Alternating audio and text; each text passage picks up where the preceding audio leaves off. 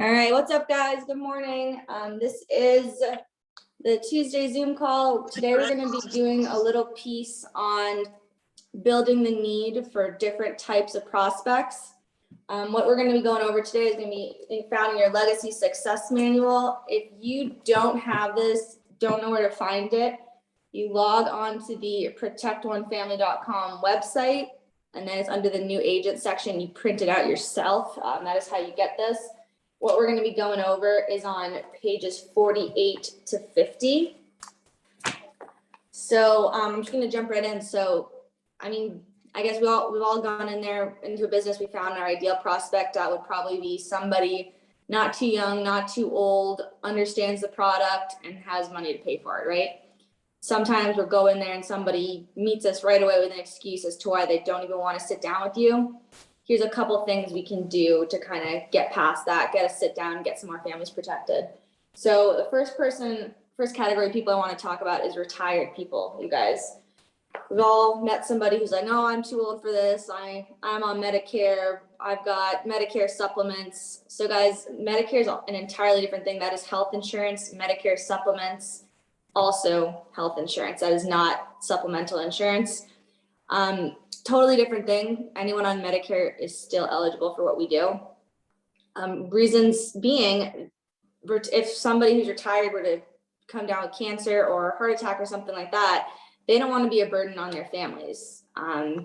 It's nice to have financial independence even as you get older. And oftentimes retired folks have a set retirement fund, whether it's something from work or something they did personally. And there are real concerns about outliving these funds.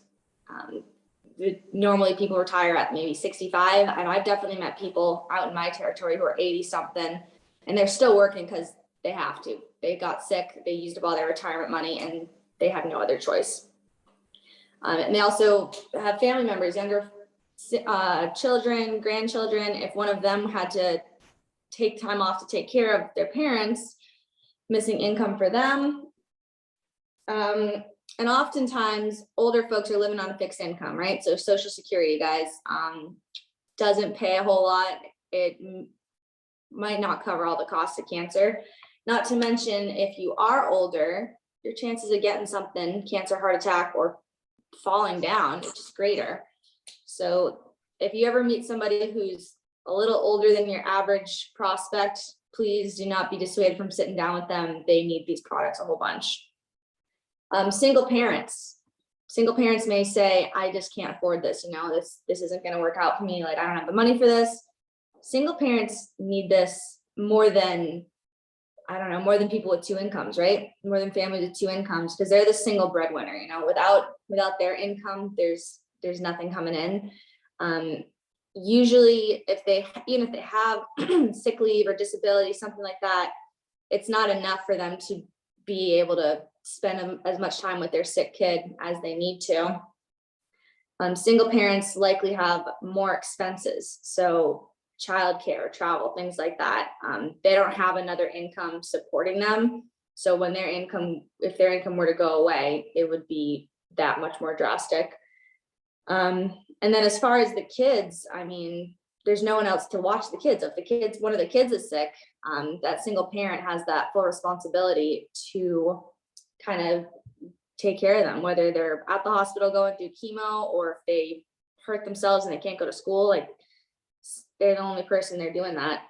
And if they themselves were sick, if they had to travel for treatment, they don't have anybody else to drive them. If they were going through chemo, they don't have a spouse, and they also don't have anyone to watch the kids, right? So the service we provide is extremely helpful for single parents. Small business owners. So this one's kind of a very common one that we get.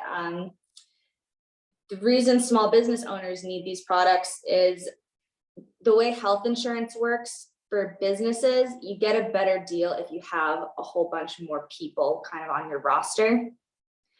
When you have maybe like 2 to 20 people who work for you, you're not going to be able to get them a very good deal on health insurance. So many businesses don't even offer it. This product would allow them to pay less in premiums for their health insurance. They could get a higher deductible plan, save themselves some money in the long run. Small business owners, oftentimes the business owner he has to actually go in and work. He can't just kind of sit there from afar and deal with it. So if something happened to him, you'd have to hire more staff to actually do his job. And usually they've built this business up from the ground. You know, they started this themselves, and they would actually lose their business if something like cancer or a heart attack were to happen. And it's also a nice thing that they can offer to their employees at no extra cost to them. So for those businesses who aren't able to offer health insurance, this is something that they are able to provide to their employees that makes them, it's just a nice thing for them to be able to do for their staff. Another one, guys, affluent people. So people who say, I'm all set financially, I don't need this, I'm too rich, I make too much money. We've all heard these kind of weird excuses before. All right, well, how did they get to be so wealthy? Probably from a series of smart decisions, right? Putting their money away in the right places, investing, doing some smart things. This is another smart decision, guys, for them to preserve their assets, protect what they've worked so hard for, and what they've been so strategic about over the years. And why would they use their own hard-earned savings and their own hard-earned investments if they could just use our product, right? Kind of makes sense. They also have oftentimes a lot more fixed expenses. So if somebody is affluent or they're living large or whatever, probably have a higher mortgage, higher car payments. Just because someone's rich doesn't mean they are debt free. So usually with a larger lifestyle comes larger bills. And with the larger income, if you're not working, that's gonna put you into debt just the same as anybody else, just on a bigger scale, you guys. So yeah, pretty much affluent people, they need this too. Don't ever let somebody tell you that they're too rich. If somebody says something like that to you, just be like, perfect, this is gonna make a lot of sense to you. This is just another smart financial decision. Another one, guys, young people in their 20s, even 19-year-olds, things like that. We run into these all the time in just different businesses. They might say, oh, I don't need this, I'm still on my parents' insurance, or I'm never gonna get cancer, I'm too young and healthy, whatever. Obviously, cancer plays no favorites, it can affect anybody. And then accidents, guys, are a big one for this age group. I mean, that's the leading cause of death for young, healthy, active people. And it's pretty cool. If you sign up for this when you're young, you can lock in the lowest rate possible and keep that rate until the day you die, you know, but not a better deal out there than that. And guys, most people struggle to save money. When we talk about savings with young people, they're kind of like, a couple months saved up or whatever. This is another way that they can save and they won't be tempted to spend it on silly things. They'll get their unused premium back when they're in like their early 40s, guys. Like, that's pretty awesome. And you could even say, like, for someone who's newlywed, you can be like, hey guys, this can be your 25-year anniversary or 20-year anniversary. You'll get this back. You can do a celebration. Just like think about what's a young person going to be doing in 25 years? You know, they'll probably be sending their kids off to college, paying for their kids' wedding if their kids are young or haven't had their kids yet. Like, there's a whole bunch of things that they could do with that return of premium, plus getting the rates locked in early. And they probably don't have any pre-existing conditions either. So they're young, they're healthy. Yeah, they're probably not going to get cancer for a while. That is exactly why they need to get this now.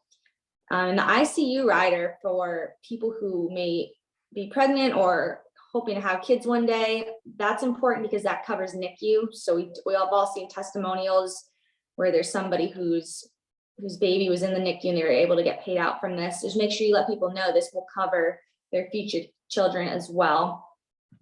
And then another thing with young people, they just do more stuff. You know, when you're a little older, you kind of go to work, you go home, you go to the grocery store. Young people are like riding ATVs and just kind of out there active, and there are just more situations where they could actually get hurt. So definitely the accident coverage is a good one for young folks. Let's see here. There's a couple other ones that it goes over in the success manual, but I'm going to skip over some of those. But the last one I want to talk about is self-employed folks. So self-employed folks would include people like us, really, 1099 employees. So this is like realtors and freelancers, people like that. So the only kind of insurance available to 1099 employees is going to be private insurance. So they can't get it through their job. And guys, probably all of us have seen this when we looked at getting health insurance for ourselves. Those are the numbers that when we show the people that thing from 2005 or that news article where the family was paying $900 a month, those are for private insurance for when your boss doesn't help out.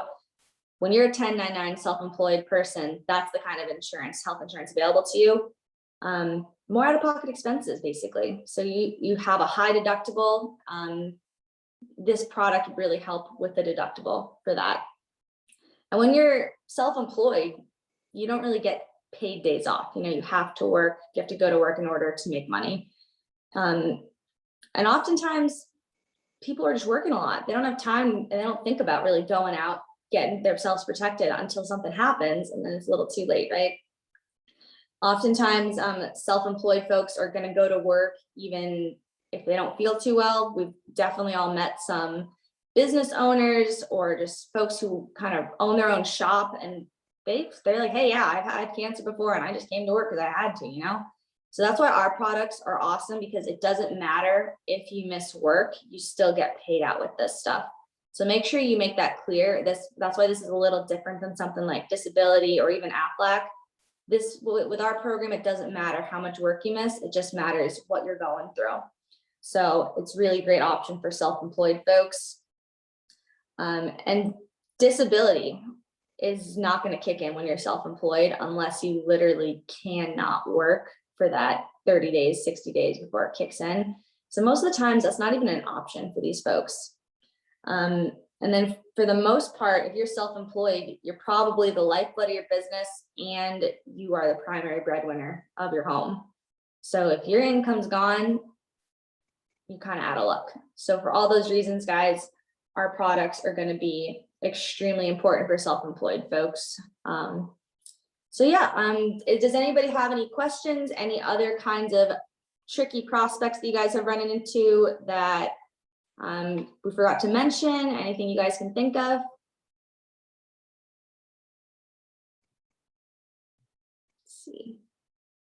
All right, guys, if nobody has any questions, I'm just going to wrap it up. I'm going to challenge all of you guys today to just go approach people, and I want to challenge everybody. I don't know if you guys use the goal cards.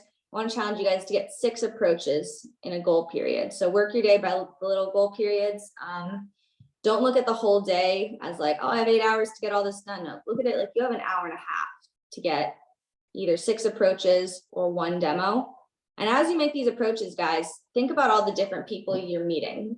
Think about if you run into a lot of young folks, if you run into a lot of older folks, or if you run into a lot of people who are too rich. And then just see what you can say to them to just get a sit down, just get a couple intros in, get them to just check out what it is that we do. So that is my challenge to you guys today. Hope everybody goes out, has an awesome Tuesday, and we'll see you back here at the same time tomorrow. Have a good day, you guys. Bye.